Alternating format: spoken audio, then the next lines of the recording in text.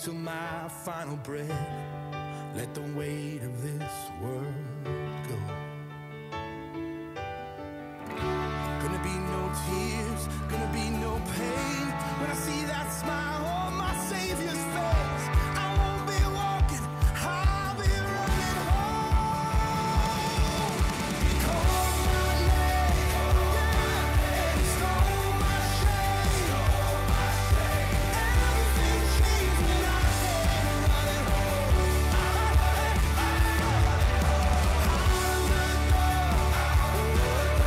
Into his arms, no more running away. I'm running home.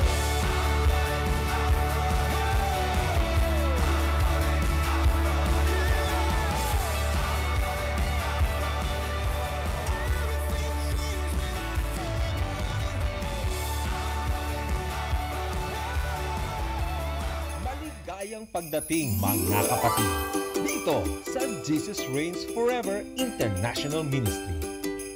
Kay bilis talaga ng panahon. Akalain mo, bare months na. Kaya tayo ay magdiwang, magsaya at ihanda natin ang ating mga puso for today's service. Upang tayo'y pangunahan. Let's welcome our anointed pastor, Pastor Walter Iko. God bless and enjoy the service.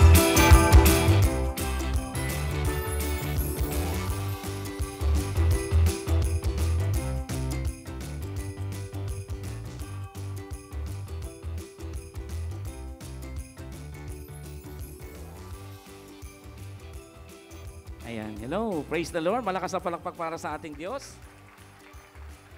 Grabe, parang hindi palakpak yata yan sa Diyos. Come on, give the praise, highest praise to the Lord. Yung talagang papuri, palakpak para sa Diyos yan. Ayan. Hallelujah. Good afternoon to everyone. Ayan, so nasa harapan na rin natin yung mga bata. May I ask everyone to extend your hand as a agreement sa prayer natin. Okay, kids, let us close our eyes and let us pray. Heavenly Father, once again, we thank you, O God, and we honor you this afternoon. We are here, gathered in this place. Thank you for the protection that you have brought us here, safe and sound. And in front of us, O God, these beautiful, healthy kids, O God, in front of us. We pray, O God, that you will continue, O God, to bless their life, O God, from this day forward until sila'y lumaki, Panginoon. Dalangin namin that you will always supply them, O God, wisdom and knowledge, O God, that they will use, O God, to grow in the knowledge of our Lord Jesus Christ. Lord, supply them the angels that they will always protect them, O God, wherever they go. And Lord, may all the feet of these kids, O God, will always follow your word, O God, and walk to your goodness, O God. We thank you. Hindi po sila laman, Panginoon, ng hospital. They're always healthy. And if someone of them right now may mga sakit, we pray, O God, that by the blood of Jesus and by the stripe of Jesus, we declare that they are already healed in Jesus' name. And Lord, we thank you, O God, once again, that these kids are always, O God, nasa kamay mo sila at Panginoon, iniingatan. Hindi man maingatan namin mga magulang, kami mga magulang, pero Lord, ipinagpapasalamat po namin na lagi nyo silang sinasamahan, O Diyos. Lalo na ngayon, school year na, O God, I pray that they are not the tail, but they are the head, O God. They are blessed when they come out of the house, and they are blessed when they come inside the house, O God. Once again, Lord, thank you for all the lives of these kids. In Jesus' name we pray. Amen. God bless you all, kids. Ayan. Sige na. And go, slowly. God bless you.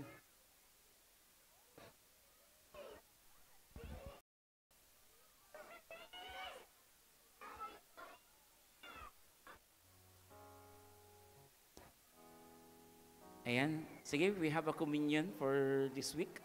First week po of the month is communion natin. Ayan, so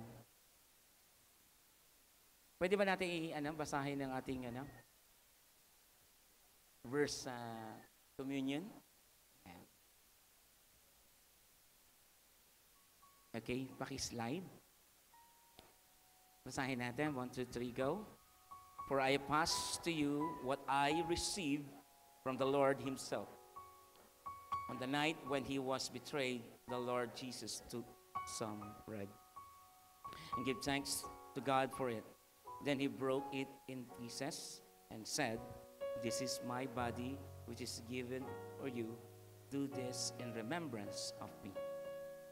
In the same way, he took the cup and on the wine after suffering, saying, "This cup is the new covenant between God and his people, an agreement confirmed with my blood. Do this in remembrance of me as often as you drink it. For every time you eat this bread and drink this cup, you are announcing the Lord's death until he comes again." Let's bow down our heads. Lord Heavenly Father, we come to you with a humble heart and ask forgiveness, O God, if any sin that we have committed, O God. Lord, we humble ourselves and ask for your blood to cover us and to wash away every sin, wrongdoing, O God, in our lives. But before we partake this communion, O God,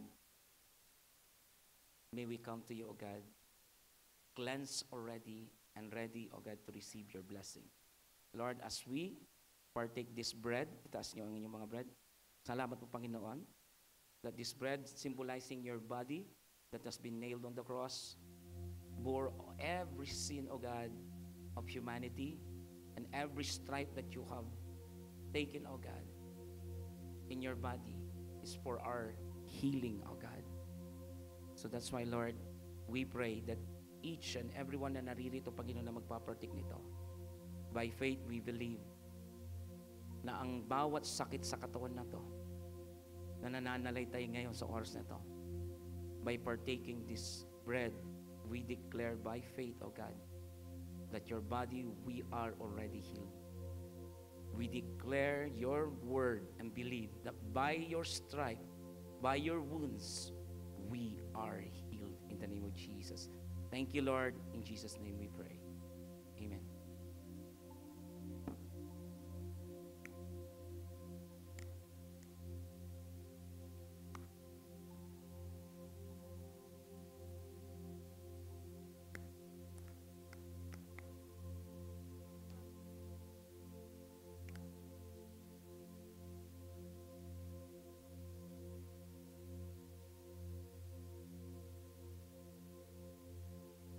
Ayan, dahan-dahan.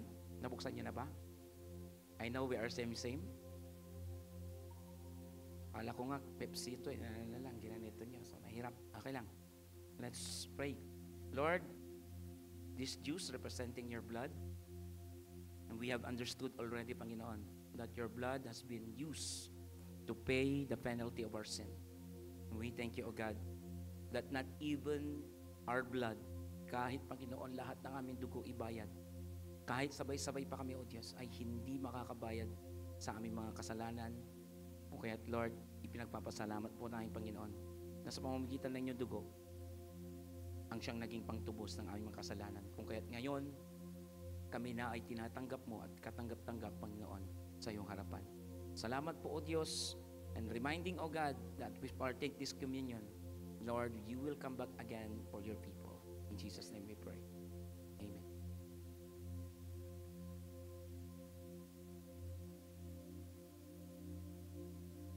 Ayan, pakitago po yan. Gagamitin niya next week. Joke. Ayan, so, salamat. Sige, ano niyo po yung katabi niyo. Sabihin mo sa kanya, ayan, praise God sa buhay mo. Makakamayan niyo na siguro yung katabi niyo ngayon, ano? Sige, kamayan mo yung katabi mo. Sabihin mo sa kanya, welcome to the church. Ayan.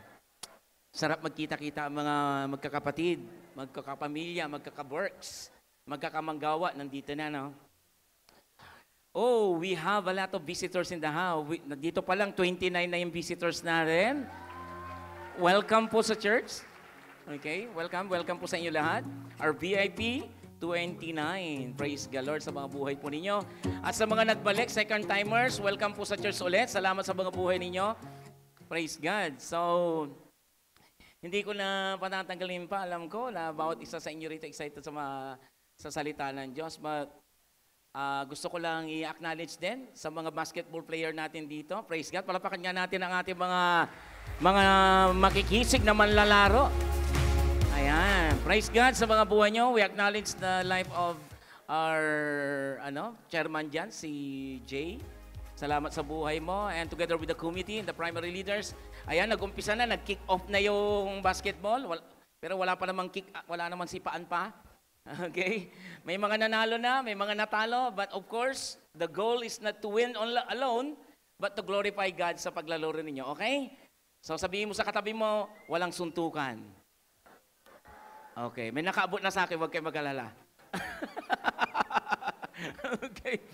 Okay, ganun na. Talagang yan. So, paalala, maglaro ng basketball lang ha. So, walang mag-aaway. Pag may nag-aaway, sumbong nyo sa akin.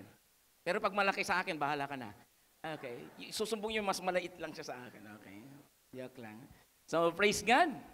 Sa mga first-timer, my name is Pastor Walter. Ako po inyong lingkod. I'm your pastor here in Dubai. Meron tayong church sa Sharjah at Abu Dhabi, and we have started also our church, our Bible study in Fujairah. So, nananawagan po kami sa mga may pamilya sa Fujairah. Okay? Kung gusto nyo po silang i-meet po doon or gusto nyo maka-attend sa Bible study, ay magbigay paalam po kayo sa kinauukulan. Okay? Parang isusumbong lang. No? Amen? So, without any more further delays, sige, mag-uumpisa na tayo sa bagong serye, no? Quick announcement, isa pa, si Pastor John parating, sa mga nakakakilala kay Pastor John. So, let's prepare. Alam ko, maraming baon yon. Sila ay ang ating church pastor dito, bago po ako po dito. Nasa Abu Dhabi ako last time, 5 years ago. At nagbakasyon sila, pupunta sila rito ngayon sa UAE rin, galing sila sa Pilipinas. And then, dadaan po sila rito sa UAE on 17th, something like that. So, probably pang 4th week na po siya magpipreach. So that's why makakapag-aral pa tayo ng 3 linggo natin na magsisiris tayo. Okay? Okay ba yun? So sabihin mo sa katabi mo, okay po. Okay, inaanyayahan ko muna na tumayo po kayo lahat. Ayan. At babasahin natin ating pag-aaralan. Before I will tell the title of our series, basahin muna natin ating pag-uusapan. Okay? So, magbasa po tayo. It's written on Luke 5, verse 1 to 11. Okay, pwede ba natin basahin? 1, 2, 3, go. One day, as Jesus was standing in the lake of Gennesaret, the people were crowding around him and listening to the word of God. He saw at the water's edge 2 boats, left there by the fishermen who were washing their nets. He got into one of the boats, one belonging to Simon, and asked him to put out a little for shore. Then he sat down and taught the people from the boat. When he had finished speaking, he said to Simon, "Put out into deep water and let down the net for a catch." Simon answered, "Master, we've worked hard all night and haven't caught anything. But because you say so, I will let down the nets." When they had done so, they caught such a large number of fish that their net began to break. So they signaled their partners in the other boat to come and help them, and they came and filled the boat so full that they began to sink. When Simon Peter saw this, he fell at Jesus' knees and said, "Go away from me, Lord, I am a sinful man." For he and all his companions were astonished at the catch of the fish they had taken. And so were James and John, the son of Zebedee, Simon's partners. Then Jesus said to Simon, "Don't be afraid. From now on you will fish for people." So they pulled their boats up to the shore, left everything, and followed him. Let's bow down our heads and let us pray. Lord, Heavenly Father, once again, as we start and kick off this new series, help us, O God, to understand more of your word and develop our heart, O God, to have a close relationship to you, O God. Enlighten us, supply us what we need, the knowledge and the wisdom that we need to understand upon your word. And I pray that the Holy Spirit will be the speaker for this series, O God. As you use your servant, O God, Lord, help me, O God, to bring your message, not in accordance to my knowledge, but accordance to your heart's message to these people. I thank you, O God, and we humble ourselves that none of us, O God, here can stay alone or even, Lord, sustain itself, O God, without your presence and without your love in us. So that's why, Lord, we humble ourselves on our hearts that you, as you speak this afternoon to each and every heart, Lord, may the manifestation power of the Holy Spirit, of healing, of transformation, Lord, help us. Thank you. And as we raise our hand, taas mo kayo ng kamay mo, Lord, we submit to you everything that is impossible in our hands. And we let it go to your beautiful grace and favor us, O God, that you work, O God, you will work on our behalf, O God, on those things. Lord, we thank you, O God, because out of control situation, Lord, if it is handed to you, everything is on control. Thank you, Holy Spirit. Thank you, Lord. So we honor you with this series. God bless each and every heart na makikinig nito. Thank you, Jesus. Thank you, Holy Spirit. This we pray with a humble heart. Amen. Palapakan po natin ang ating Diyos sa buhay. Ayan. So, natapos natin na ang ating tatlong weeks din. It's an installment natin ng ating series last time na pinamagan natin The Story of Us. Sino nakaunawa ng Story of Us? Ito sa powerful story yon. It's not just a knowledge store na ilalagay mo, kundi maunawaan mo ngayon ang buhay ng isang tao ay hindi lamang nagtatapos sa hindi magandang kalalabasan, kundi pinagplanuhan ito ng Diyos na kahit na hindi mo nakikita na maganda ito, ay nangako ang Diyos, magtatapos ito sa napakagandang plano niya. So it was a very good story na for us to know. And right now, we have a brand new series. Faith booster lang po itong pag-uusapan natin. Kaya sabihin mo sa katabi mo, ihanda mo ang pananampalataya mo. Okay, yung worship team, humanda rin kayo mamaya. We will just probably going to sing later on. Okay? So, 3 linggo rin po itong pag-uusapan natin. The title of our message is, or series is, Amidst the Impossible.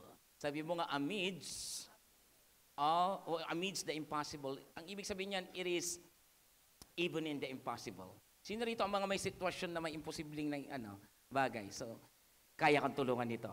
So, sabi ko anong ginawa ni Dan yung Aisa, tumaiming din sa God takes the I'm out of impossible and make it possible. Right? So, tinanggal lang niya yung I am and then naging possible na kaagad sa kanya. So, ano ba yung series na to? It's a 3-week series po ito. Installment din po ito. September 1, September 8, and September 15. It's where we dive into how God can transform a seemingly impossible into incredible victories. Sino nakahanda rito? Yung imposible mo, magiging incredible victories yan ngayon sa iyo sa buwan na to. We know that our lives, a lot of sa atin, disheartening and prideful challenges sa buhay natin. Nakangiti ang katabi mo, pero sa totoo lang may pinagdadaanan yan. Maganda lang talaga yan kaya hindi halata. Gwapo lang talaga yan kaya hindi halata. Okay? So get ready and be inspired kasi naniniwala ko, this moments on, yung mga challenges ninyo, yung kinatatakutan nyo, ito rin yung moments ni Lord, okay, that He could supply His grace and power that it will eventually praise His name. So humanda ka kasi yung mga imposible na yan, ma-inspire ka, ma-uplift ka dahil makikita natin dito si Lord ang kikilos dyan. Your toughest trials can turn into triumphs later on. Okay ba yan? So maraming pasabilis ito. Kanina nga, mayroong nagtetestify na sa akin na nakakatuwa kasi meron siyang kliyente daw na mga cancer survivor. Pero ito isa lang yung kakilala niya dati lang. So unknowingly na mayroon pa pala siyang mga client na mga may sakit. And when you say cancer, ibang level na yan. Okay? And when you say cancer survivor, another level yon because they say it's a cancer survivor is it will take 15 years na dapat clear ka and then that's scientifically 15 years na dapat clear ka na dahil wala kang cancer. Pwede kasi bumalik yon. But he declared that it's cancer free. And then sabi niya sa akin, alam mo pastor, kasi kliyente ko sila, sa yan sa gym or siya para sa good nila yung ano bang tawag dito? Fitness. At alam niyo, pinag-pray niya yung mga taong kliyente niya. And to his surprise, nag-testify yung mga kliyente niya, mga bago, sabi niya, answered prayer siya. And you know what? 4 sa kliyente niya pala doon. Cancer survival na sila. At nag-testify sila na pinagaling sila ng Panginoon. You see, those are impossible moments na pwede kang gamitin. In fact, hindi naman ikaw yung nagpagaling. Ginamit ka lang para manalangin sa ibang tao na yan. So humanda ka, marami. Hindi lang ikaw yung makakaranas nitong impossibilities na nagiging possible. Ikaw mismo yung mga katabi mo na makakaranas yan. Maging yung family mo, yung katabi mo. Kaya this month, maraming mga answered prayer dito. And if you are still not yet, naniniwala, look at this verse, Matthew 9:26. Jesus, look at them, tinitigan talaga. Anong sabi niya? With man, this is impossible, but with God, all things are possible. Sino nakahanda rito na makakaranas siya ng posible September? Hallelujah! Merry Christmas. Nakakita ako ng memes. Nakalimutan ko i-download yun eh. Itinutulok ni Kibuloy si Jose Marichan. Lumabas ka na. Ako nga, hindi pa lumalabas eh. Sabi niya sa ang kulit Hindi pa daw lumalabas si Kibuloy pero si Jose Marichan lumabas na naman. So it will be a kultura na natin yan. Lumalabas sila yan. Kahit ayaw natin. Anyway, let's start. Okay. So, fasten your seatbelt. Mag-uumpisa na tayo. Okay ba yun? Sabihin mo sa katabi mo, fasten your seatbelt. Okay. Basahin natin, isa-isahin natin. Matthew? Okay, hindi Matthew. So Luke chapter 5, verse 1. One day, sabihin mo, one day, isang araw. Okay, tinagalog lang natin. One day, Jesus was standing on the Lake of Gennesaret. So, of course, it's just a ordinary day lang naman yan eh. Na nakatayo siya doon. But si Jesus Christ laging mayroong target, meron siya laging tinatawag na purpose. Bakit siya naglalakad? Bakit siya lumalabas? And ito po yung verse na kung saan Luke 5 is dito po nagtawag po si Jesus Christ ng kanyang first disciple. And he was just not standing there, but he is preaching the word of God. So mag-ano po siya, mag-preach po siya. So Jesus was standing in the Lake of Gennesaret. The people were crowding. Sabi mo nga, crowding. Ang sarap siguro pag ganito, people are excited to the Word of God, Pero kung babalikan mo yung unang panahon, mas higit pa dito. Yung ganun ka-excited ang tao. Nowadays, hindi naman na ganun ka-excited.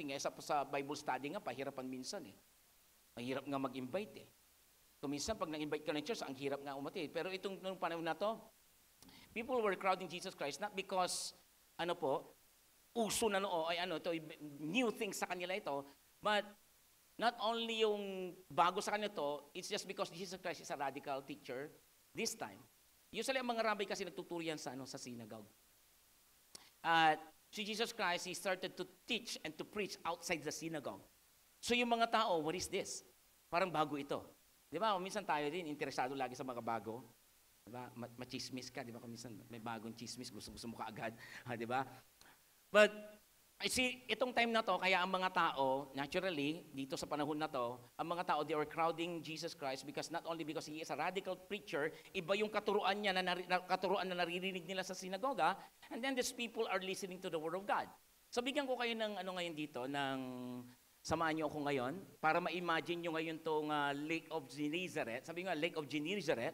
So mayroon akong mapa rito na ipapakita sa inyo, napakalaki yan. Sige, tingnan nyo lang. Yung pinakamataas na tubig dyan, ito, yung nasa tubig na yan, nakikita niyo ba? Yan. And then yung tubig na yun, Dead Sea yan nakikita niyo, the Dead Sea. Okay? And this is the Lake of Gennesaret, or Sea of Galilee, sa other calling natin. So nakikita niyo, mas malaki yung Dead Sea. Pag Dead Sea, yan po yung patay na dagat na kung saan maalat yan. Lulutang ka dyan, mismo. Ang gaano ka mang kabigat, lulutang ka dyan.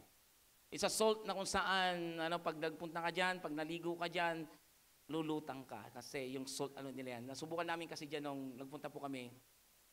Kami ng mga putik-putik dito kasi healthy daw yung na yan, okay? Binebenta nga yan dito yung maitim na mud na galing doon. So, ito yung to close it close up. Yung naman yan yung scene yan, it's Mediterranean Sea yan. Okay? So, sa mga nakakalam. Yan, pag close up na. Ayan.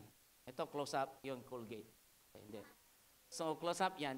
Kung makikita nyo ito, surrounding this vicinity, like this area, kung iikutin mo yan ng by land, tatakbo ka siguro ng 2 to 3 hours yan. Approximately. Kung iikutin mo yung buong. And as per sa mga scholars, Jesus Christ ministry started here around like, nandyan ang mga ministry niya lahat, 75% dyan nagmi-ministry si Jesus Christ. So ikot-ikot lang dyan si Jesus Christ, dyan sa lake of, na yan. Fresh water po yan, remember, fresh water. So fresh water na iinom, pwede niyong panghugas ng panglaba, na gagamit po talaga yan. At ang habang po niyan, kung makikita niyo rito, ito pahalang, bali kasi naka-orient siya, nakahiga eh. Pero this is the north, this is the south, east, and west. Okay.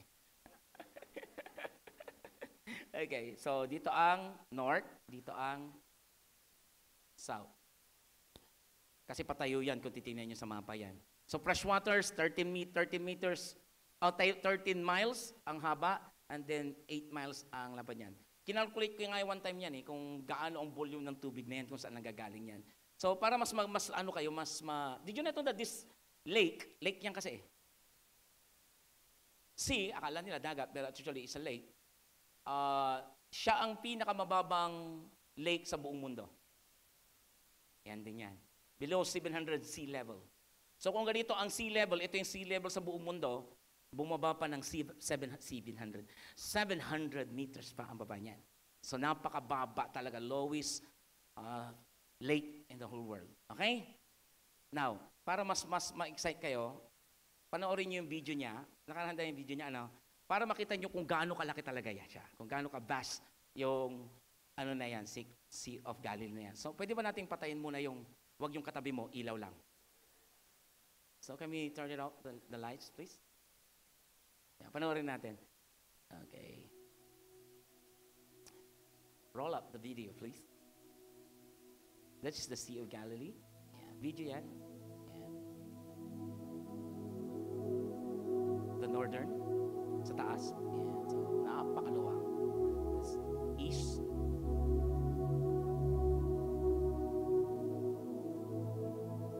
Talaga may sounds pang ganyan, baka nakakatakot talaga.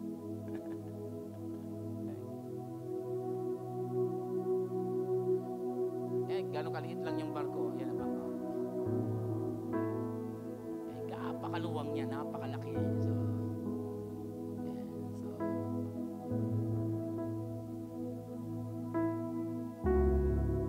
May mga napuntahan po kami lugar dyan. So, the western, the east shore of Galilee. So, para kayo nakapunta. Okay,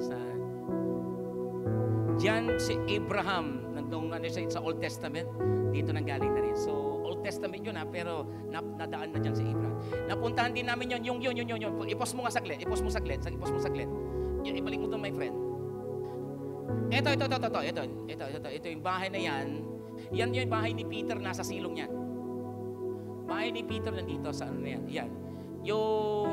Kasi ang mga landmark po sa Israel, kapag napagpuan po nila at related po ito sa panahon ni Jesus Christ, they always preserve it. So nilalagyan po nila ng acrylic or glass type na kung saan ba nasa silong nito mismo doon sa under niyan. At yun, napunta namin, may mga pictures kami diyan. Diyan nagpa-picture ako diyan mismo sa Syria niyan. So itong lugar na to. Capernaum, it is the land of Jesus Christ where nung bata pa siya, lagi na diyan din si Jesus Christ sa Capernaum. Okay, tuloy mo. Synagogue yan. Sige lang. 3 oras yan eh.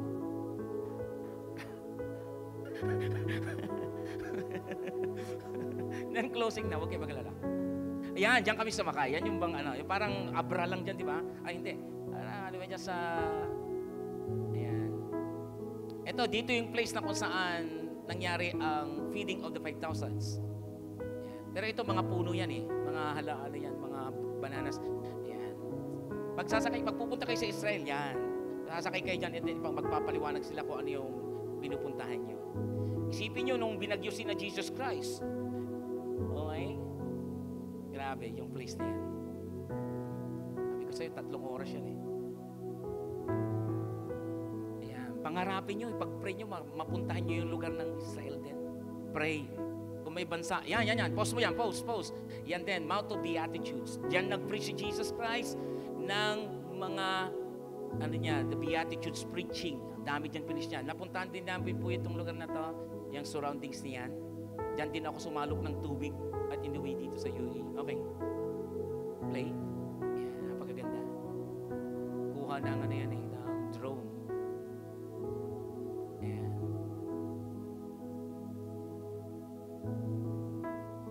Ngayon pa lang, ilihans mo na, Lord, makakapunta ako dyan.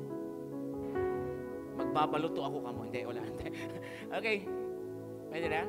Praise God. So, at least, nagkaroon kayo ng vision or imagination, the place na kung saan doon naganap.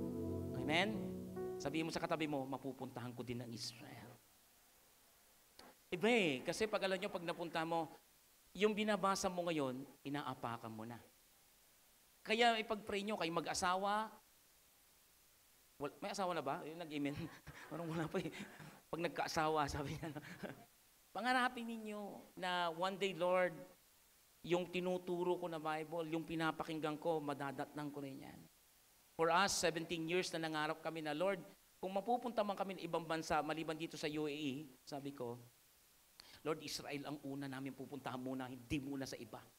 And God granted our request, libre pa. Praise God. Someone bless us to pastor, libre lahat. So, sino dito gustong pumunta sa ibang bansa, libre? Oh, pangarapin mo yan, pag-pray mo yan. May nangyari na yan. Kasi nag-testify kami, merong nandito sa harap yun eh. Sabi niya, Lord, mangyayari sa akin yan. It looks like it's impossible, right? Pero alam niyo, nag-pray lang siya. Nangyari nga. At yung trip nila sa Singapore, I think for the whole month, isinama pa asawa niya, libre lahat. Kaya sabihin mo sa katabi mo, ikaw na susunod. Parang hindi naniniwala, ikaw, ako. Kaya pala hindi mo masabi kasi yung katabi mo ang gusto niya. No? Amen. So, binigyan ko kayo ng glimpse lang dyan kasi mahalaga yung historical background and geographical location kapag nag-aaral tayo. Para ma-visualize nyo talaga na itong pangyayari sa Bible, totoo at legit. Amen? Now, going back, kasi nagtuturo si Jesus Christ dito sa lugar na to and they were listening the Word of God, kaya pakisabi sa katabi mo, makinig ka sa Word of God. Verse 2, pakibalik sa verse 2. Verse 2 says, He saw at water's edge, to vote. Ilan? Si Lord, pag naglagay ang Diyos sa Bible, wag niyo mamimiss kahit na ganyang mga details lang. 2 votes. There's a representation of that one. Pag nangusap ang Diyos sa'yo, kasi isa lang naman ang ginamit dyan eh, which is availability. Amen? Pwede yung isa hindi available, but both of it is available din, pero isa lang ginamit. It talks about availability to the Lord.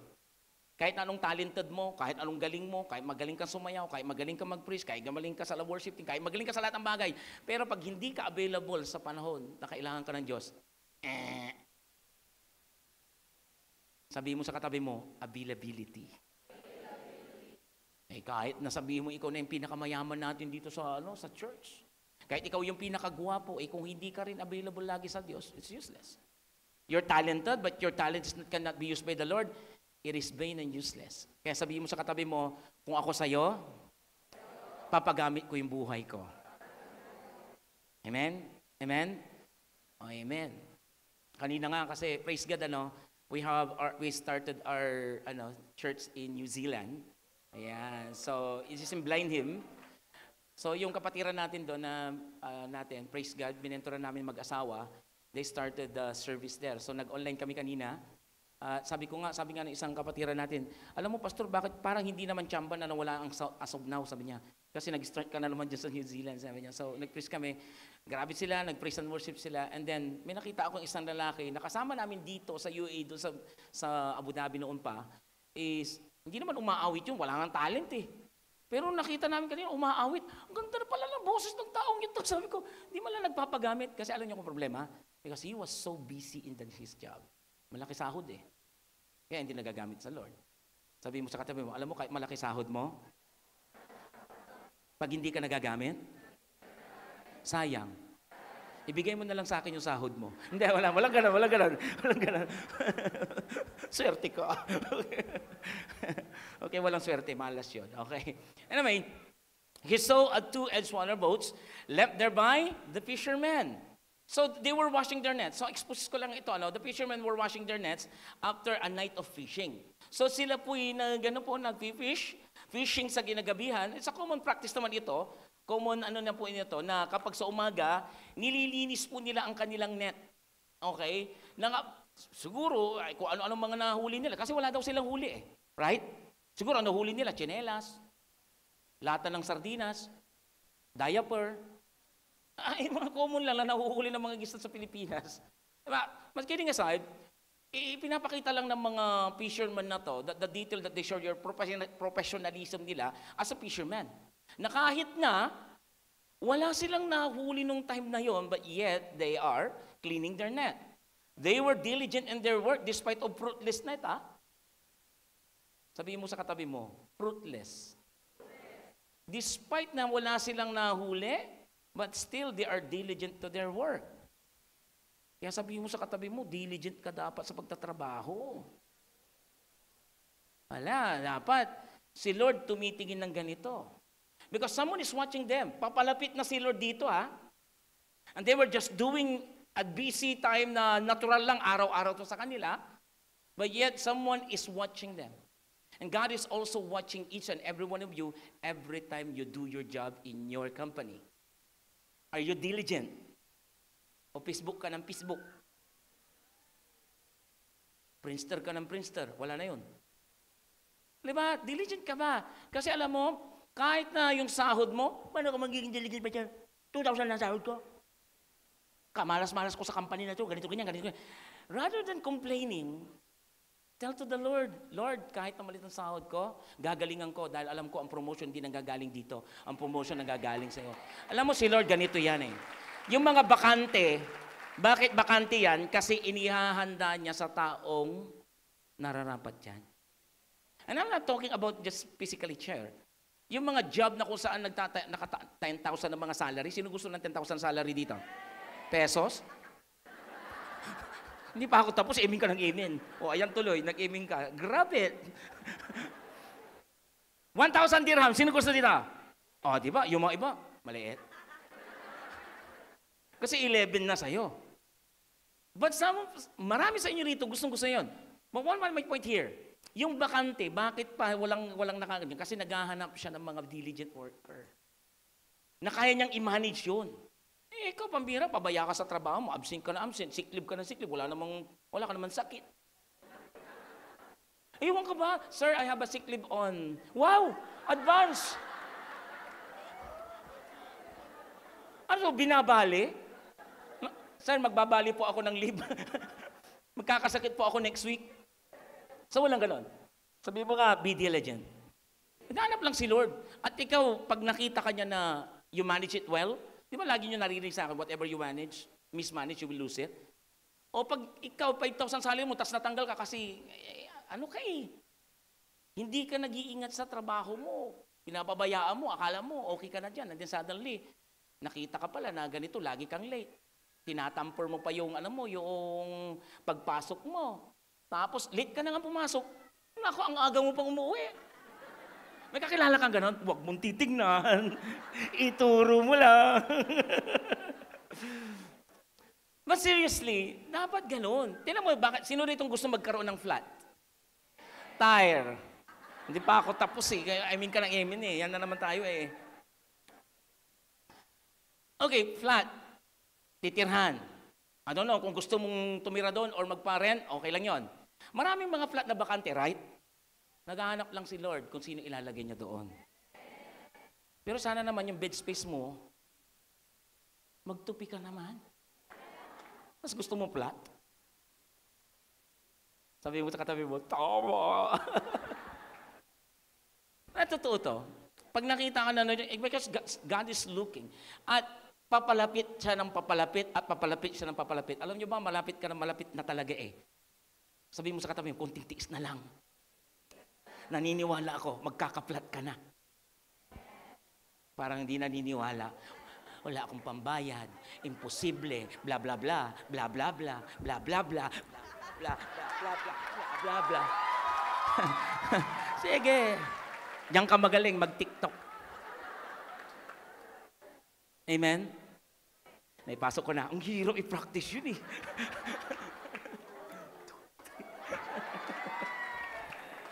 Hallelujah. Let's close in prayer. Ito yung vote na kung sabi ko, tig-isa lang eh. Dan, di ba? Tig-isa lang yan. Hindi, okay lang yan. Okay. So, mamaya na kita, bububugin. Yung isa, ito, yung nasa right, nasa right ninyo, isang ancient boat na kung saan natagpuan po ito nahukay po nila doon sa gilid ng Sea of Galilee po yan. It's an ancient, and they found it that dated way back 1 BC or 1, AD na. Of course, alam nga namang before Christ yan, okay? So, yung barko na yan, it was archaeologically discovered 1986 po yan, and it was called Jesus Boat. Of course, it's not sakli na sinakyan ni Jesus Christ, but it was unearthed during this time. At ang haba po niyan is like 8.2 meters long, and then ang lapad niya is 7.5 feet yung wide niya. And they believe na itong bangka na ito is natagpuan po nila panahon na ni Jesus Christ. Amen? Hindi namin ito nakita, pero nakita lang namin sa picture ito doon sa Sea of Galilee kasi may isang doon, museum na nakadisplay yan. And ito na ginawa po nila, yung nasa left naman, ginawa po ng isang artist yung nandiyan sa nakalagay na completed by Mario Rangel. Kinuha niya yung measurement and in-illustrate niya. And as per the Bible scholars, ang pwedeng sumakay dyan is around 10 to 15 people. So ang average na isang tao noong mga panahon nila is around 50 to 70 ang kilo na isang tao. So, mayroon itong kinalaman sa mamayang sinasabi ko sa inyo. So, ang bigat ng tao ay 15 ang maximum niya para lumubog. Okay? Pansin niyo, di ba, lulubog na siya mamaya? So, bakit siya lumubog? Not because overweight siya ng tao. It's because of the fish. Later on mamaya. So, 10 to 15 people. So, kung ang tao, ang bigat ng tao noon is around, sabihin na natin, approximately ng panahon nila is 50 to sabihin na natin 75 para wala na tayo matakaw sila eh. So 75, ako 68 ako, yung timbang ko. So, kung titimbangin mo siya, lulubog daw siya 10 kung i-multiply ninyo kung ang isang tao is 75 kilos and then times 15, ilan ang lalabas? 1,100? Okay, sabihin na natin approximately 1,100 na lang. Okay? Bawas na lang kasi nag-diet yung iba doon. So 1,100 kilos yung kaya nun. Kapag lumabas na doon, lulubog na siya. Okay?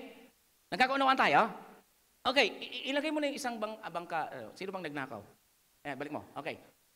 So nandyan na, yun yung bangko na yan, lulubog. Remember, there are 2 boats later on na mag-occupy nun, right? Pero yung isa lang ang ginamit. Nagkakaunawa tayo. Nakakasunod ba kayo sa akin? Now, kung kukwentahin mo yung isda na nakuha nila, kung lulubog ang barko ng 1,100 kilos, at ang tilapia, which is Peter's fish during those time, ang isda doon, Peter's fish, is called tilapia. Malaki nga lang. Kasi kumain po kami, nasubukan namin kumain, malaki talaga, tilapia talaga. Karpa ang tawag namin doon sa amin. I don't know kung anong tawag sa inyo, hamor? Malaki siya talaga, malaki. So ang average ng isang isda noon sa kanya isda is diyan sa Sea of Galilee, which is napakadami talagang isda diyan kasi fresh water 'yan. So nasa 1 kilo to 2 kilo ang isang isda. So kung ilalagay lang natin 1 kilo lang yung isang isda, so meaning to say, ilan ang nahuli nila? 1,100. So imagine niyo yung 1,100 na isdang i-full nila ngayon. And remember, ang isda, pag nasa tubig yan, lalaban yan. Makikipagsuntukan yan. Hindi naman lalabas. Gaganito yan. Kung ito yung ulo ng isda, gaganito yan. Babalik sa ibabaw yan. So yung hilaan niya, mahirap yan. Amen? Kasi binibigyan ko kayo ng geographical background niyan. Bakit yung bangka na yan, related nito mamaya sa imposible na nagiging posible dahil kasama nila si Lord. Amen po ba? So, nakita niyo yung background ng bangka na yan. Now, we'll go to verse 3. Sabi niya rito, he got into, ilan yung sinakyan niya? Isa lang, alangan na dalawa, ganito niya. Isa lang. Sumakay siya doon sa isa, he got into one of the boats, one belonging to, so it was really, pag-aari, mayaman talaga ito si Simon, kasi pag nagkaroon ka ng bangkas during time nila, talaga may kaya ang isang tao noong time na yon. Yung mga iba, nanghihiram lang yan mga talaga, pero usually pag may-ari ka ng bangka, may kaya ka. So now, he got into boat of belonging to Simon and asked him to put out a little further to the shore. Why? Anong ibig sabihin nito? Because si Jesus, ini-utilize lang niya kasi yung tinatawag nating acoustic doon sa lugar. Sino na rito nakapunta na ng dagat? Nilunod sa dagat, nakainom ng tubig ng dagat. So alam niyo yung dagat. Ang dagat, pag nandito ka sa Upangpang, pag sumigaw ka, na-amplify yung sound. Why? Because of the wind. So marunong si Lord. Gumamit siya ng science lang, simple science, so that he could preach to a lot of people. Wala namang ganito. Hindi ko alam kung nag-set up ba sila ng anong ganito. Nandun ba si Jay? Nag-set up ba kayo doon na panahon ni Jesus Christ? Ito mga sounds. Wala sila mic. Not even megaphone. Wala ng mga panahon na yon. So, marunong talaga si Lord. Sabi niya, hindi ako makakapag-preach ng ganitong karaming tao. So, I'm going to use a platform.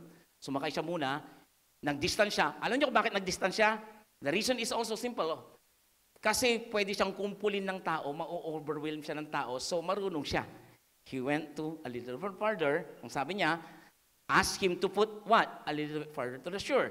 Kaya pag mayroong nagkukumpulan, hindi siya basta-basta may stampede. Tama? Tama ba ito? Okay, now, ituloy natin. Wala pang mga revelation dito hanggang sa mamaya makikita niyo na. So ideal yung location na pinili ni Jesus Christ sa large gathering. Na kahit na dumami yung tao, he could use that place and location, nandoon din yung pulpit niya, nandoon yung location din, kaya niya mag-preach ngayon. Now, going to verse 4, ito na nangyari. Because he sat down and taught people from the boat. So nagpipreach na siya. Okay? Are you with me? Nakakasama ko ba kayo? Verse 4, when he had finished speaking. Dito na. First question, ano kayo tinuro ni Jesus Christ? Deliverance? Worship? Faith? I don't know.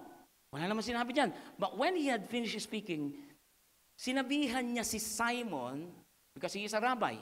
When you're a rabbi, pag nag-speak ka, there's an authority given to them during those time na kapag nakabihis sila ng pang-rabbi, as a pastor or sa minister, sila po'y ginagalang po at mayroong authority magsabi. Amen? Kasi kung ikaw yun, pambira ka, ginamit mo lang ang barko ko, uutusan mo pa ako, pagod ako, pwede yun eh. But because he respect Jesus Christ as a rabbi, he said in here, when he had finished speaking, he said to Simon, put out into, sabi niyo mga deep. Kikita nyo rin yan, bibigyan ko rin kayo ng information dyan. Sabi niya rito, when he had finished speaking, he said, wow, ito yung mahalaga eh. Makinig ka mabuti ah. Kasi pag nakikinig ka ng salita ng Diyos at hindi mo tinapos, hindi mag-a-activate yung faith mo eh. Kaya kinakailangan attentive ka. And I do believe that Peter and his brother was in that boat. They are so attentive. Why? They were in a private moment with Jesus Christ in that boat. Mayroong chance sila. Nakasama nila mismo. They were near to Jesus Christ. And this is very, very, very crucial kasi maraming nakikinig sa kanila, but two of them alone experienced the miracle of God. At dito nagkakaroon ng thin line sa atin.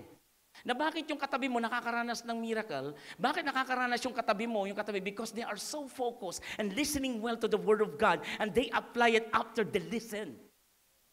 But how many of you are distracted with my dance?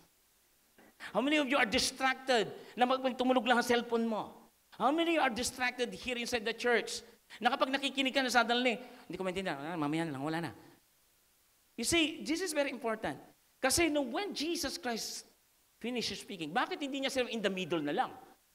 O kaya doon sa pasimula? Because it's very important for you to finish what God is telling to you. Why you keep on asking the Lord to give you another instruction when you haven't yet done the first one? Kaya mahirap sa hindi ka makaranas. Why? Doon pa sa umpisa, anak, hindi ka pag gumagawa, tapos naghihingi ka na ng another instruction. You see, this is Peter. Hindi pa born again to. It is his first time to encounter Jesus. And when Jesus is speaking, he was listening. Sabi mo sa katabi mo, nakikinig ka ba? Sabi mo, nakikinig ka ba? Kasi, nung sabi niya, he had finished speaking, then and then, yung narinig niya, put into test.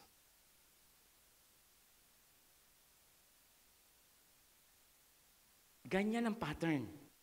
When you listen to the Word of God, the next pattern is to test you of what you have heard. Are you going to obey? It's good to listen. Masarap makinig dito sa church because, wow, the ambience is good. Wow, the smell is good. Ang sarap dito mag-worship. Ang sarap dito makinig ng Word of God. But that's not the actual thing that God is looking for. I know you are so attentive. But after the preaching comes the test. Pagbalik sa office, pagbalik sa bahay, pagbalik sa business, pagbalik sa basketball.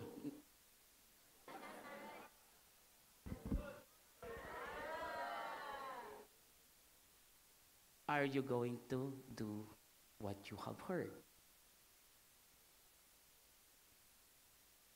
There's a pattern.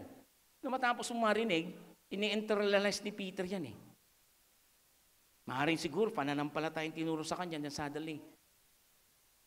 Sige. Maaaring nagdi-debate doon sa utak niya. Siguro, maaari. But then suddenly, look at this. Jesus said to him, put out into deep waters and let what? And what?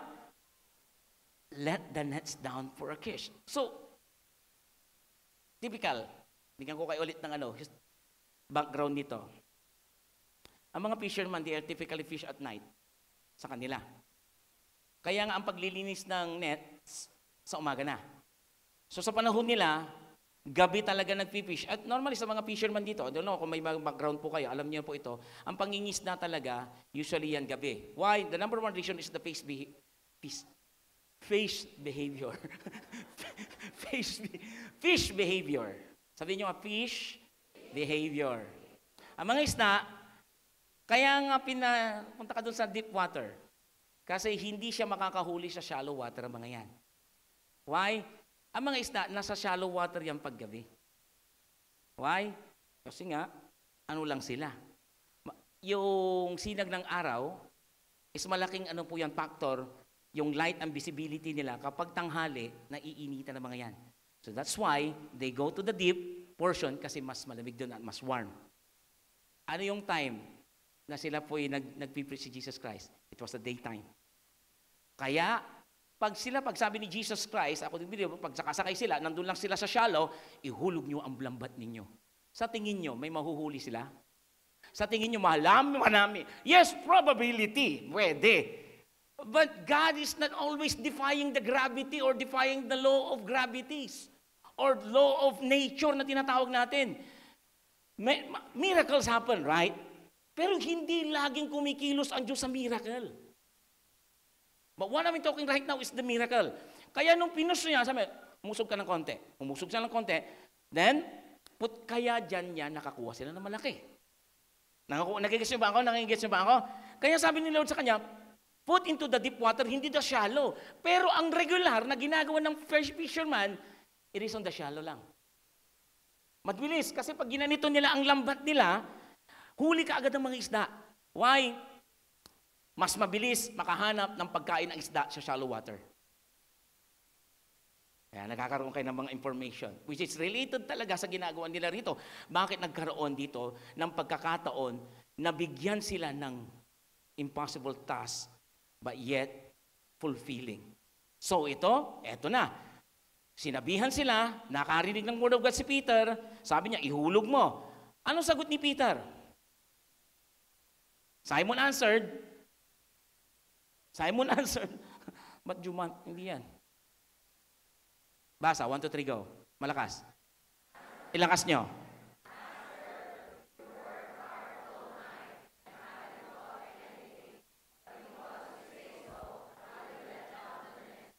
Wow! Nakarinig ng word of God, Simon Peter's response reveals his initial doubt. Sabi niya, Master, unang-una sa lahat, Master Rudy, Master, sabi niya, nagtrabaho kami ng sobra-sobra, buong gabi. Wala kaming nahuli, sabi niya. But yet, I saw Peter's response. He reveals his initial doubt, but yet, he's willing to obey. And that's my challenge sa inyo. Maaring ito yung pinipreach ko sa iyo, parang hindi sa iyo. Nag-uumpisa ka mag-doubt. But I'm praying that many of you here will respond the way Peter responds. Mag-uumpisa ka sa doubt, maaaring imposibleng mangyaring pagalingin ka ngayon mismo ng Diyos. Pag bukas, wala kang trabaho, bukas mayroon ka ng trabaho. Pagdating mo sa bahay, yung inaabangan mong approval, na akala mo 5 years pa, pero pala ngayon na, bubukas na. We don't know, right? But those who are willing to put their faith on what God can do and not what you can do. Kaya gusto ko itaas ang pananampalataya nyo dahil si Lord, hindi laging kumikilos siya sa natural. Sometimes He works beyond that natural. And only those people whose faith is in that level, makakaranas nito. And I want you to experience it. Eto nangyari. The question is, dahil sinabi niya kay Jesus Christ, we work all night. Pwede nang tapusin niya ng, Lord, kahit ano pang sabihin mo, hindi ko ihuhulog yan. But yet, it's very clear in the Bible. He says, wala kami nakuha. Pero dahil sa sinabi mo, I will. Dahil sa sinabi mo, I will. Ito yung series natin. Bakit ko pinamagatang amidst of the impossible? Even in the impossible. Kasi nga lahat na tayo, kung minsan nakakaranas ng mga salitang, hindi ko alam, posible na to. Right? Maybe all you, tens of you here right now, you're experiencing imposibleng gumaling na, imposibleng maborn again na yung tatay mo, imposibleng magkaroon ka pa ng sahod na 10,000, imposibleng makapunta ka pa sa pinapangaroong bansa, imposibleng maborn again pa yung buong pamilya mo. Parang dami mo mga imposible pa. Okay? I understand because that's your doubt right now. Pero hindi pa tapos ang Diyos dyan. You are here, and this is not by chance. Bakit ka nandito ngayon? Opportunity ng Diyos ito ngayon na ipakita na yung doubt mo hindi laging tama. Naghahanap lang siya. Naghahanap lang talaga siya. Lord, baka ako na to. Yeah, maybe it's your doubt, baka.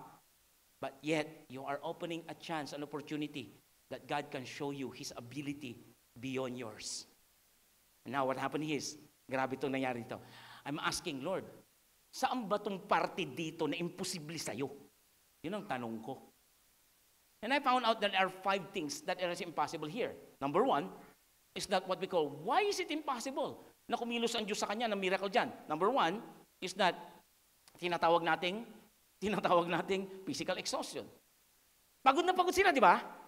Nakakita na ba kayong taong burnout, pagod na? Yung sa basketball, di ba? Pag pagod na kayo, tapos gusto ipasok ka pa, gumagapang ka na. Yung bang nagdribble ka na, ganito na lang. Makakashoot pa ba yun? Wala na. Sasabihin mo, posible na yun, bro. Nasubukan mo naman ma-exhaust yung talagang, hindi ko na kaya talaga. Pagod na ako. Kaya mo pa? Sige pa. Mamamatay na ako. Okay lang. Parang, kaya mo yan.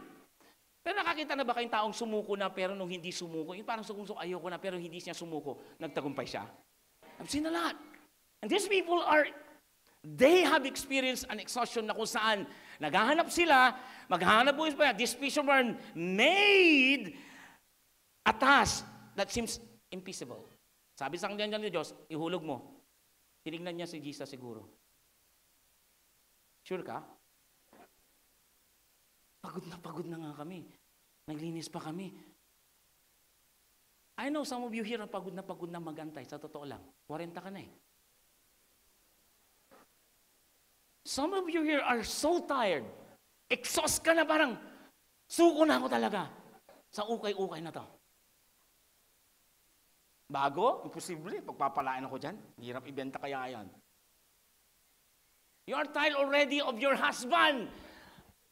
Suko na ako rito. Hiningi kita dati pero gusto na kita ipahingi.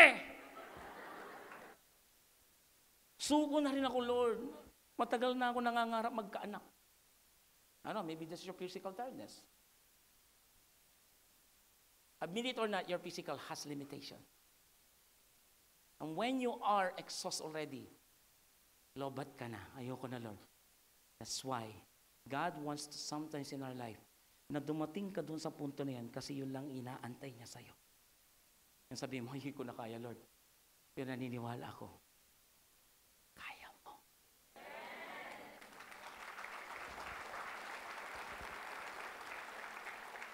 Is it impossible?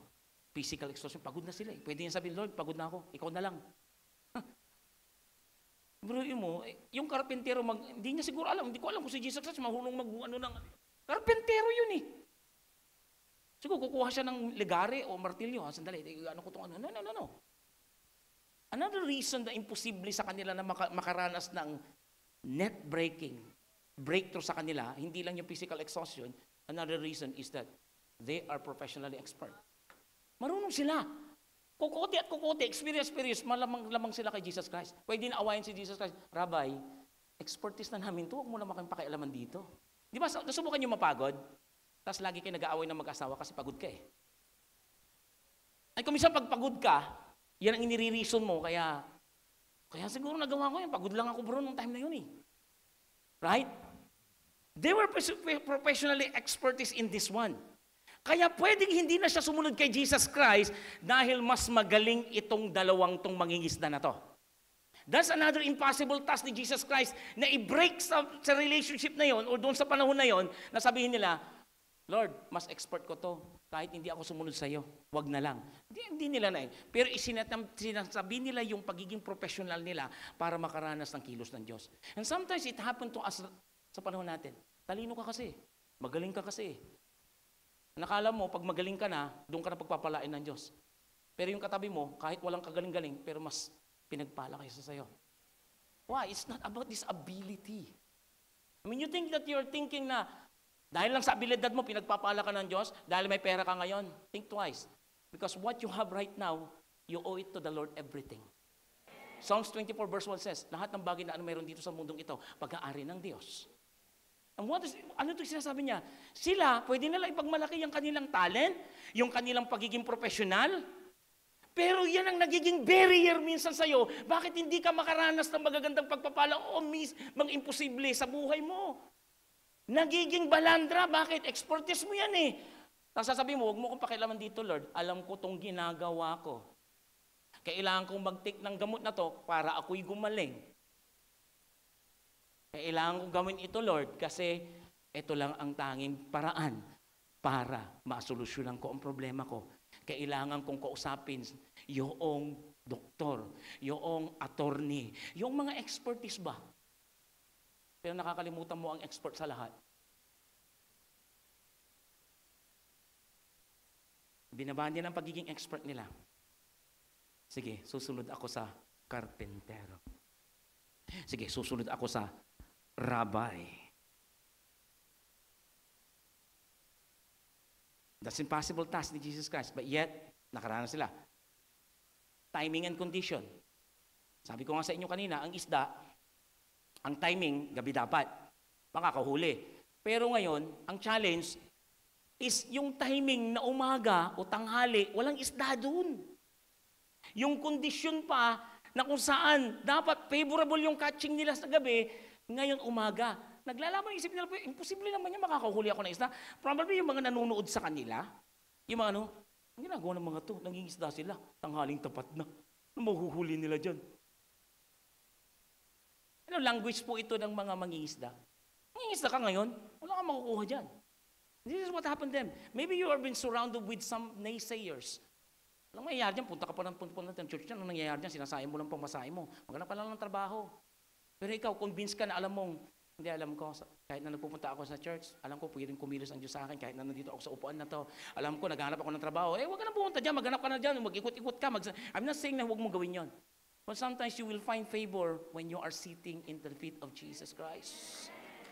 Not every time na kapag naghanap ka ng trabaho, makukuha mo. Sometimes, umupo ka, manalangin ka, then you will see how God can move on your favor, on your behalf. Yan lang kailangan mo minsan eh. Don't do it alone. You want miracle in your life? You want impossible happen in your life? Gawin mo to.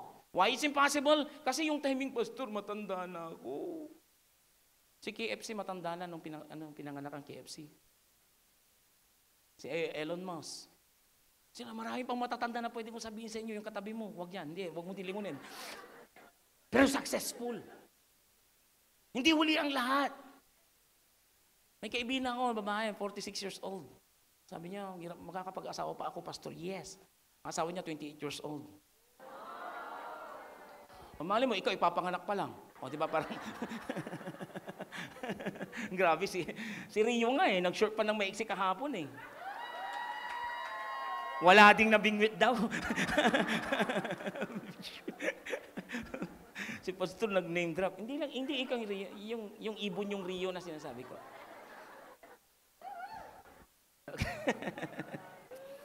The timing and condition. It is impossible for them to experience. Maaaring ikaw ngayon, Pastor, ilang buwan na lang, uwi na ako ng Pilipinas. Bakit? Isang taon na rin naman ako walang trabaho dito. Hindi ako pinag-bless. Sa tingin mo, hindi ba pwedeng kumilos ang Diyos ngayon? Ang nag-eme nang siyang unang gagamitin ng Diyos.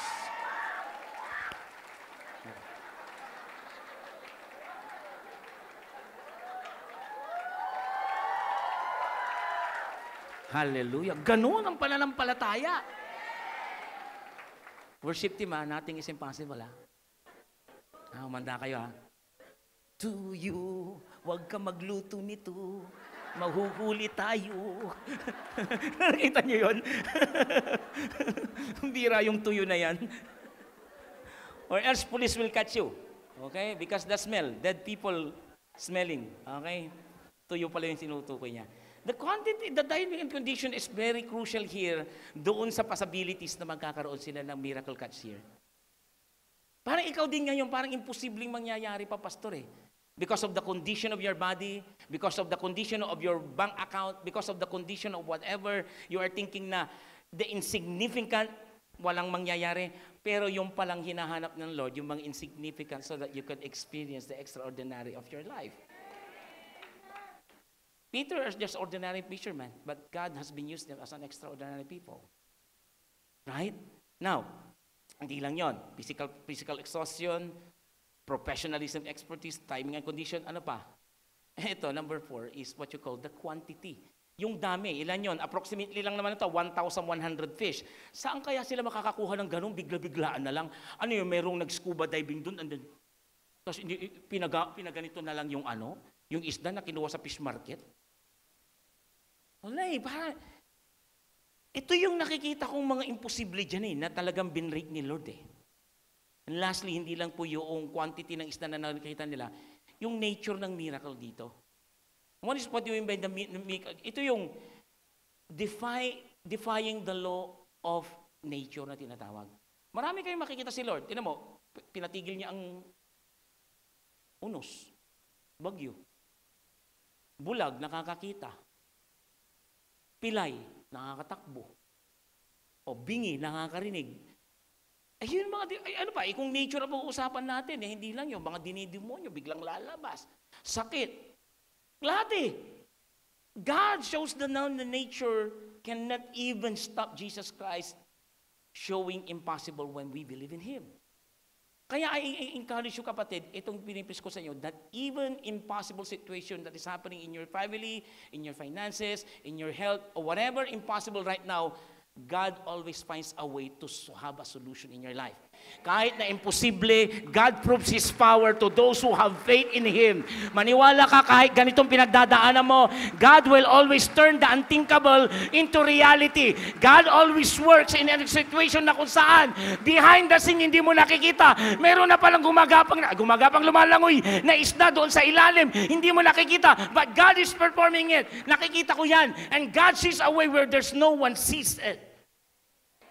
It might be impossible. But amidst of impossible situation, God turns unthinkable into reality. Kapatid, baka ito na yung moment mo. At dalangin ko yung 3 linggo, kapatid, huwag mong aabsinan kasi alam ko pipiliin ng Diyos ang mga tao magre-release ng paniniwala nila na itong imposible ko ngayon, magiging posible sa buwan na to. Sinong naniniwala rito? Hallelujah! Look at this verse. Look at this verse. Ipapaliulit ko sa iyo. Now to Him. Now to God. Now to Jesus who is able to do. Siya, hindi ikaw. Immeasurably, hindi masusukat. More than enough. More than, sabi niya rito, according to what we ask and imagine. According to what you can do? No, according to the power that is in His hand. Hallelujah. Naghahanap ang Diyos ng tulad mo ngayon na maniniwala. Grabe. Ibalik mo dun sa verse 6. Lumampas yan eh. Pinindot mo yan eh. Okay. When they had done. Ito na yung challenge. Inihulog eh. O ano ngayon? Sabi niya kay Lord, o ano ngayon? Mafi. Mag-tiktok ka muna dyan. Ayun na naman. Nag-aantay na naman sila. But when they had done so, this is my challenge sa iyo. I-receive mo lang naman eh. Wala ka nang gagawin dyan eh. Lord, I believe, Lord. Yun lang naman eh. Yun na nga lang gagawin mo. Totoo kaya yun? Yan. Wala naman yan. Basta importante, nandito ako, may attendance ako. Come on. Ako, itong buwan na to, marami makakaranas dito. Guard! Sino ma-invite to? Tatawagin ko na tumamaya sa harapan. Pasasayawan natin ng sige. Hindi, I like it. Palapakan nga natin si Lord. Ito matindi to eh. When they had done, matapos nilang gawin, matapos nilang ginawa, pagkatapos nilang sumunod, nung pagkatapos nilang gawin yung pinapagawa ni Lord, nangyari ang in the midst of that impossible, God turns an unthinkable. Lahat yung 5 na pinarada ko sa inyo, na dapat hindi pwede, naging posible. Hallelujah! Grabe! When human limitations end, God's possibilities begin. Naniniwala ka ba doon? Hindi ko nga naintindihan, naniwala ka na? Hindi, joke lang. Totoo, pag yung limits mo na, yung hindi ko na to kaya, magpapakamatay na ako. Then God will all, anak, hindi pa ako tapos. Ako naman. Huwag mong limitan ang kilos ng Diyos sa'yo ngayon, habang nakaupo ka. Ni-expect mo, Lord, pagbalik ko sa opisina, wala na yung boss ko. Hindi, walang ganun. Ako lang kapalit. Walang ganun. Grabe yung page yan, ha? Parang criminal. Wala na yung boss mo. Ano naman, ano? I love this word. Sabi niya rito, Sabi niya, ito. Hindi, yan, susunod yan. The provision that comes from following God's direction is far beyond our expectation. Yan ang nangyari sa kanila eh. The provision that has been given to these fishermen is just because they follow God's direction. As simple as ihulog mo lang yan, tapos mag-antay ka. Yun ang china-challenge kita ngayon. Ibaba mo lang yung faith mo, ibigay mo lang. Just wait ka lang. Alam nga naman pagkahulog nila, kinuha nila kaagad yun. Ano yun? Hindi. Sabi mo nga, konting antay lang. Sige, titigan mo siya, konting antay ka na lang. Huwag mo sakalin, sino ka dito? Konti na lang, konting-konti na lang. Lalabas na yung baby na yan. Konti na lang, sabi mo sa kanya, lalabas na yung visa na yan. Konting-konti na lang, magkakatrabaho ka na. Konting-konti na lang, babalik na. At sa matindi niyan, it's beyond your expectation. Mahali si Peter ang, siguro makakakuha tayo dito ng 50 to 1,000. It's beyond our expectation yun. Lulubog ba naman sila eh? Sa dami ng nahuli nila. Grabe, Yung ginawa nila, a simple faith, nakinig, in-apply, nangyari na kaagad, right? How I wish na gano'n na mangyari sa gabing ito. Umupo ka dyan, Lord, I believe ako nang susunod. Pagdating pagkabukas mo ng account mo, wow, ba't may salary ako dito?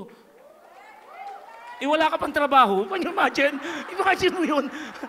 May nagkamali sa'yo na nagbigay.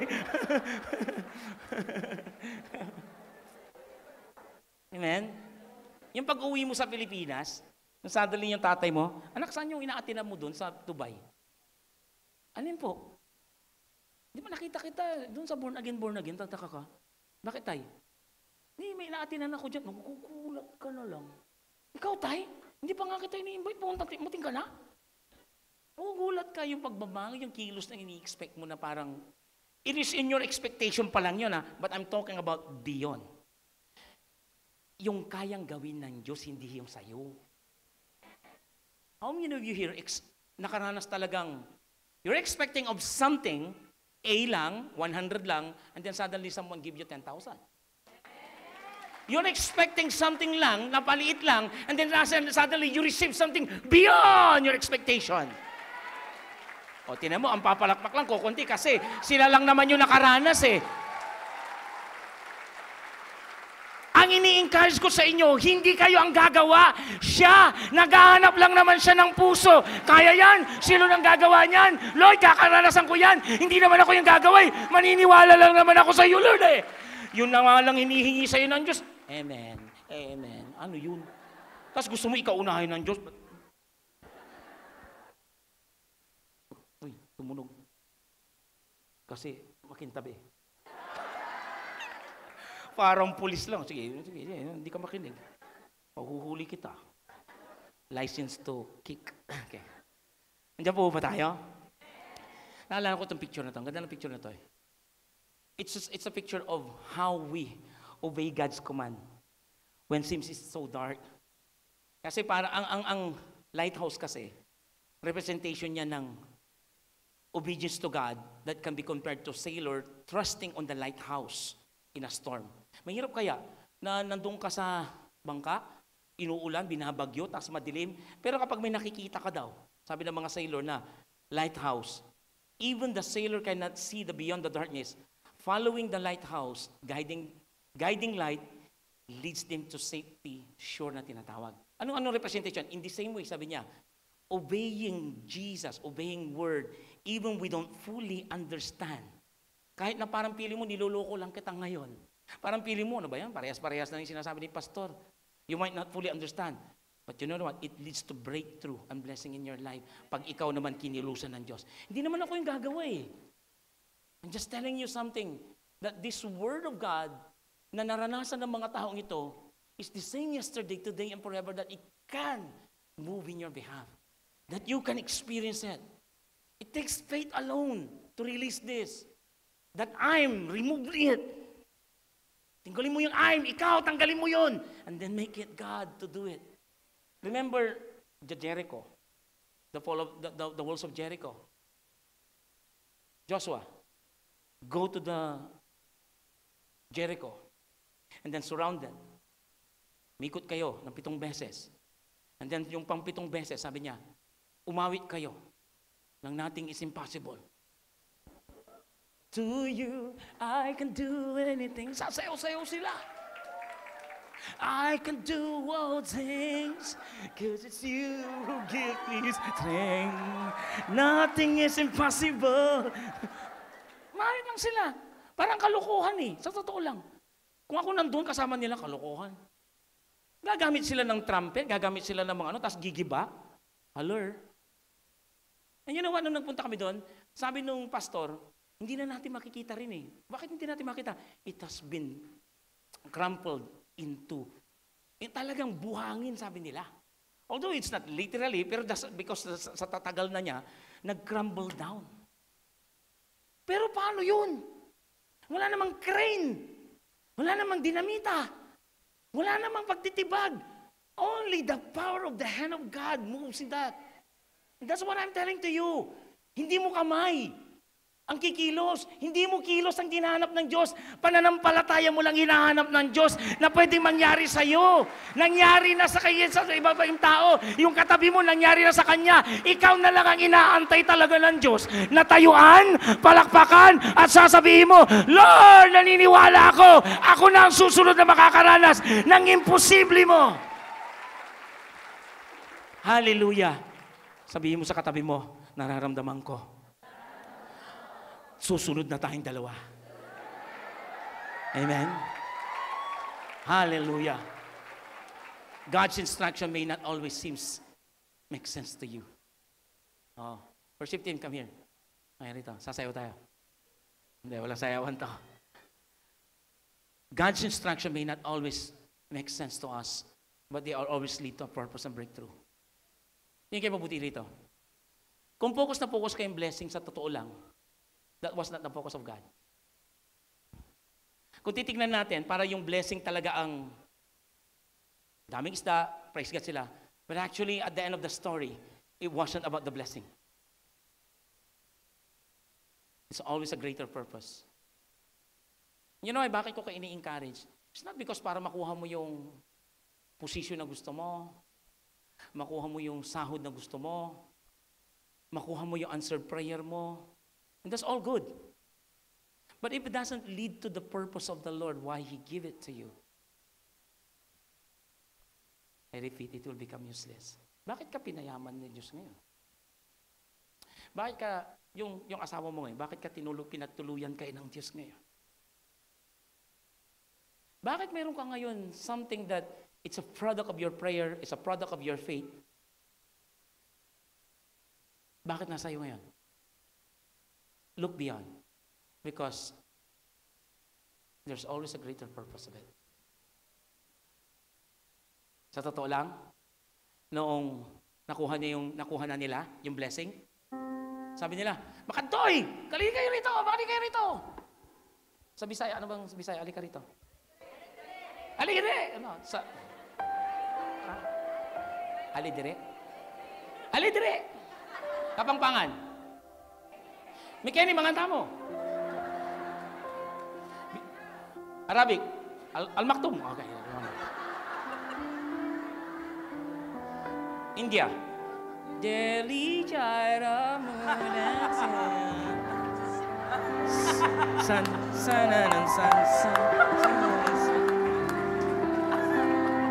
Babad talaga tong pastor na to sa social media. Ganyan ko kayo pinaghahandaan. But listen very carefully. This is the message. Kasi nung nakuha na nila yung blessing, nag-signal sila eh. Alam din kasi nila lulubog sila eh. That, yung dami ng blessing nila. Number one, what's the moral lesson there? Ang pagpapala talaga sa'yo, hindi lang talaga para sa'yo. You might have a good job right now, but later on, ingatan mo. Kasi someone will took that place later on. You have a money right now, you have a good status in life right now, you will become a blessing to other people. That's the greater purpose. You're a Christian right now. Why? Why God saved you? Tell me. Heaven? No. It's more than that. God wants to use your life so that more people can go to heaven. Those are greater purpose. Bakit nagkumakalam ka ngayon ng maraming pera? Bakit malaki sahod mo? Para makabili ng iPhone 16? Para may maganda kang sasakyan? Para makapagpatayo ka ng bahay? Is that the purpose? One day, all of those what you have achieved, either a status sa buhay, other whatever it is, na nagparanya sa'yo, iiwanan natin lahat yan dito. And Peter says, Mikay na yung mga manta mo.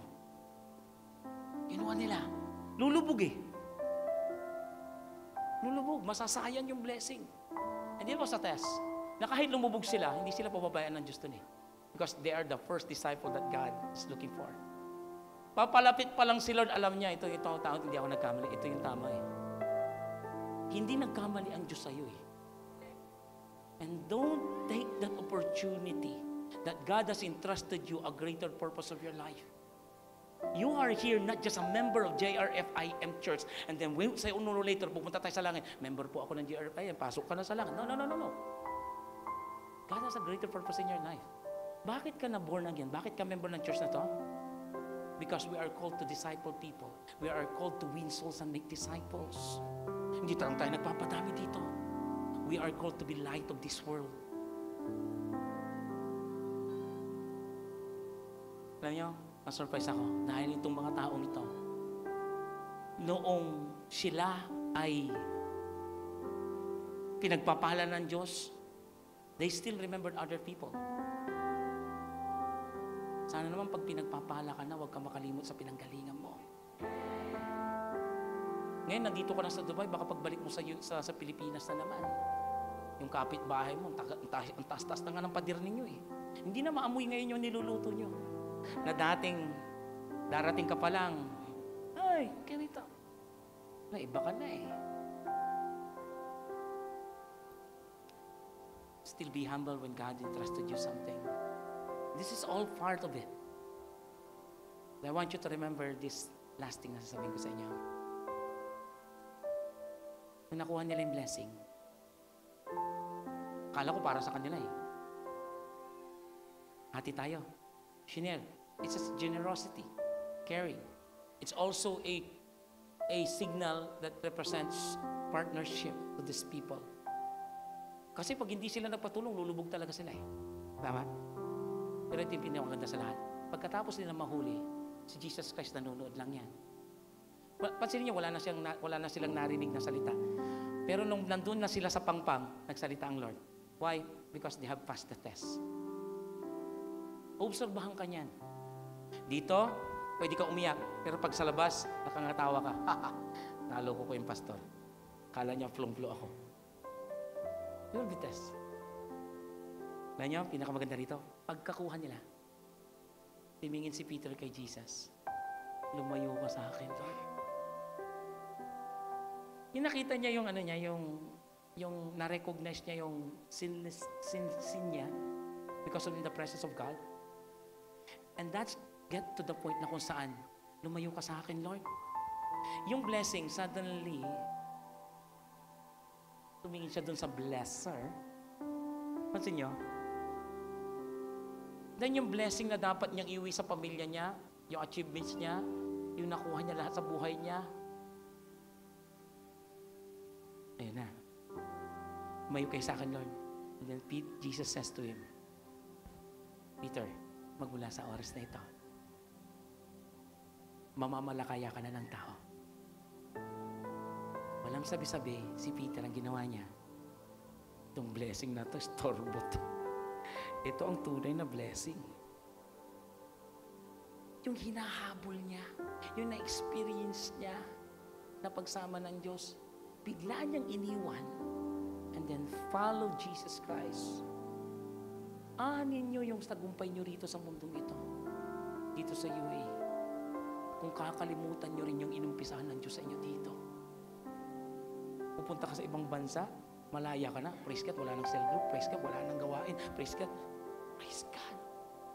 Pinagpala ka ng Diyos and then suddenly you just throw away that blessing. Instead, nung nakita mo na si Lord, Lord, thank you maalis muna ako. No. He forsook everything. And then follow Jesus Christ. This is a very message to you right now. Papunta ka doon, naniniwala ako. Breakthrough mo parating na nandyan na. God is preparing you this month for a great blessing of your life. Hindi mo kilos ito, kilos ng Diyos ito. Tumayo ka ngayon, tayuan mo ang pananampalataya na to dahil naniniwala ako, isa sa inyo ngayon dito, bubuhos ang pagpapala ng Diyos. Are you ready to praise Him? Are you ready to give Him your best? Hallelujah! Can we shout praise the Lord? Can we shout praise God? Kapatid, handa ka naman na purihin ang Panginoon? Isasayaw mo to, hindi pa dumarating, pero isasayaw mo to, maniwala ka. Dahil naniniwala ka sa puso mo, parating na si Lord, nandyan na siya, papalapit siya ng papalapit sa'yo, at pag yan nakatabi mo, humanda ka! Humanda ka!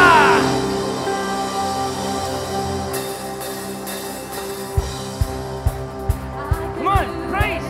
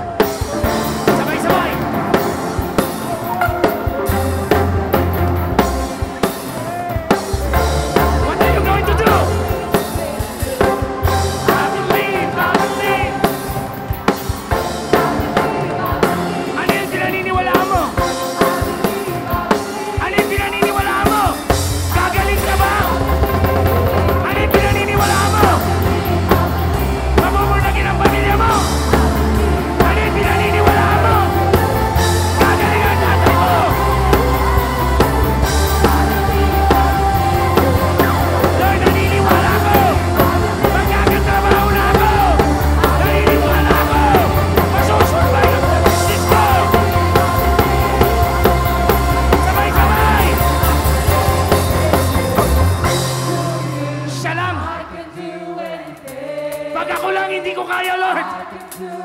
Pag ako lang hindi ko kaya, Lord. Kaya binibigay ko sa'yo. Naniniwala ko.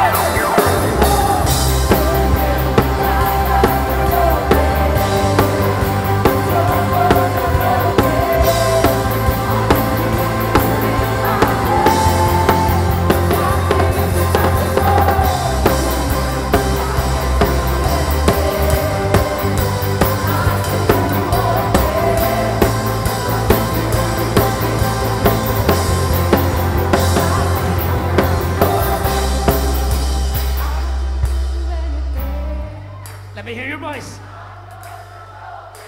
Your faith is higher than your voice.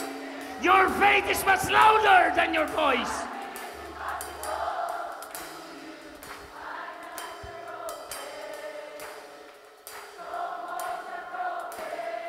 Sige, ipikit mo, ipikit mo, ipikit mo. Release, release, release.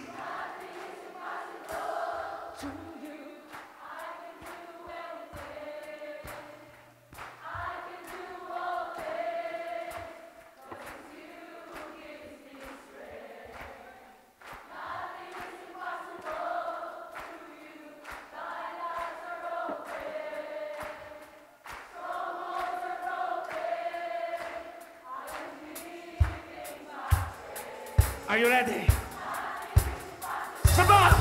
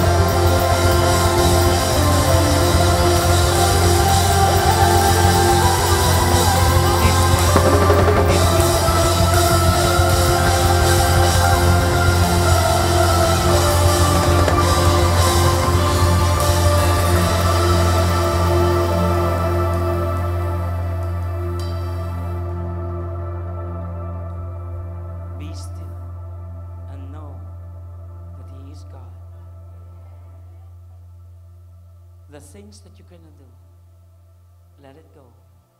Release your faith and trust Him.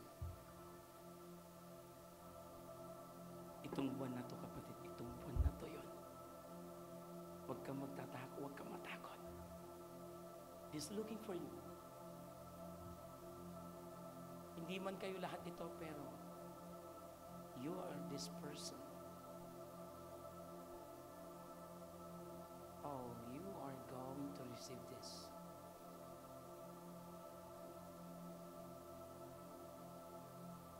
Please. Breakthrough is coming to you.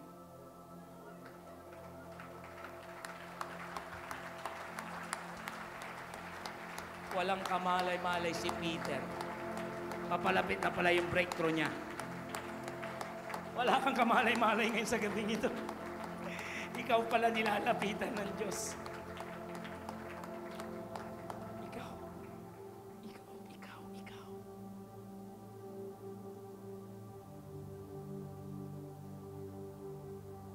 Because you say so. Kahit punong-puno ka man ng doubt, parang, ito na ba yun, Lord? But still Peter chose to believe because he said so.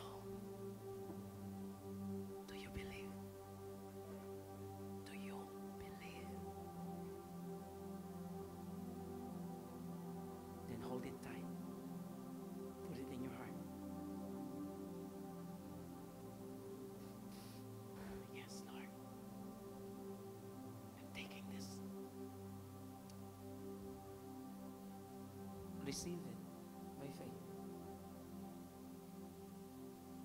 This month, it's all about Him. Be still.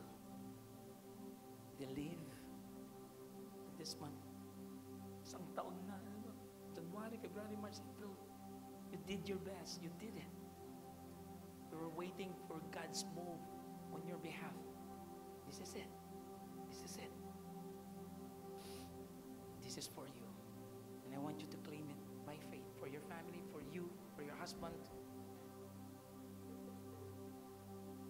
Don't let go. Huwag mo bitawan. Huwag mo bitawan. Lord, lahat na nag-i-embrace ng chalice na to sa puso nila. Hindi kasi lungaling sa iyong salita, Lord. That with men, with us, it is impossible. But for you, all things are possible.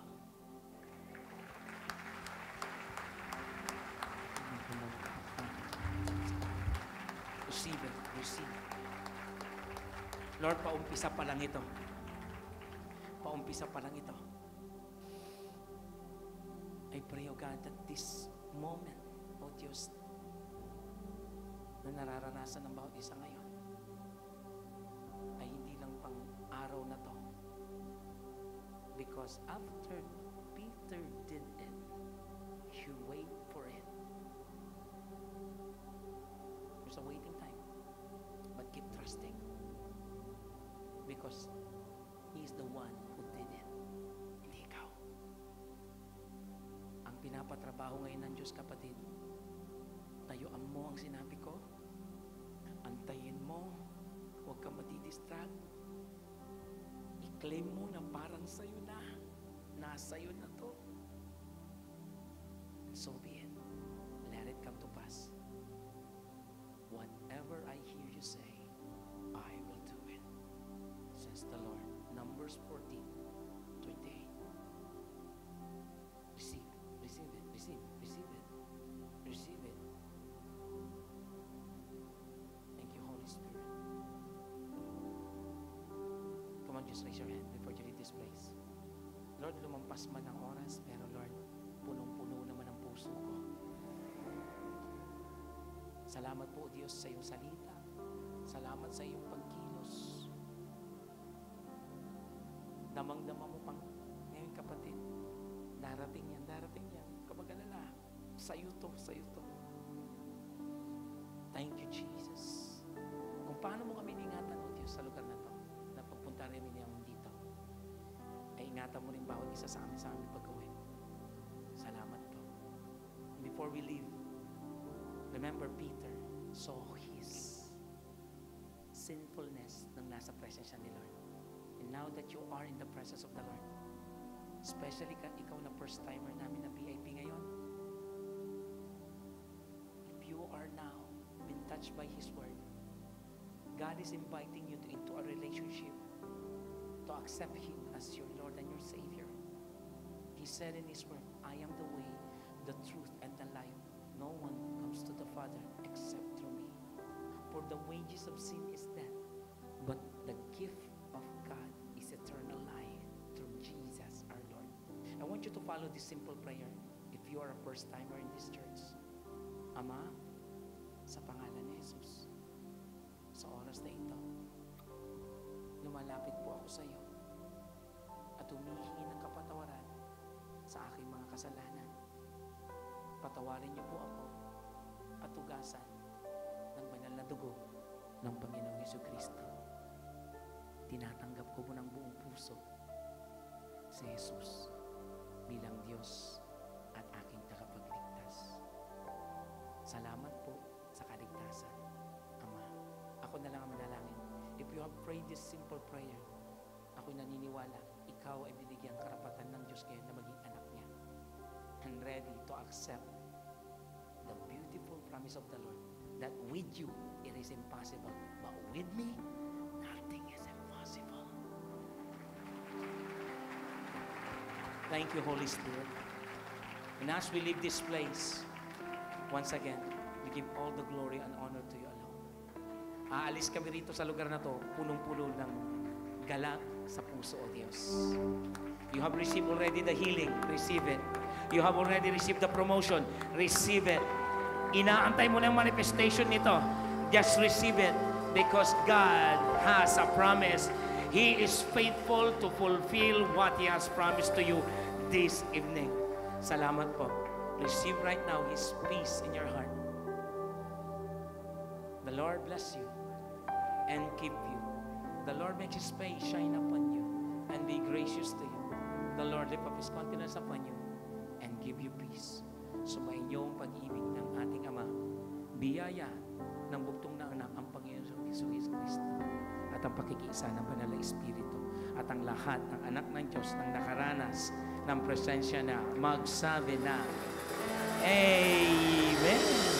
Kamayan mo nga yung katabi mo, sabihin mo sa kanya, I am blessed with your life, kapatid. God bless you. Salamat sa ating mga bisita, sa ating mga workers. Thank you sa inyo lahat. See you on our part 2 next week. God bless you all.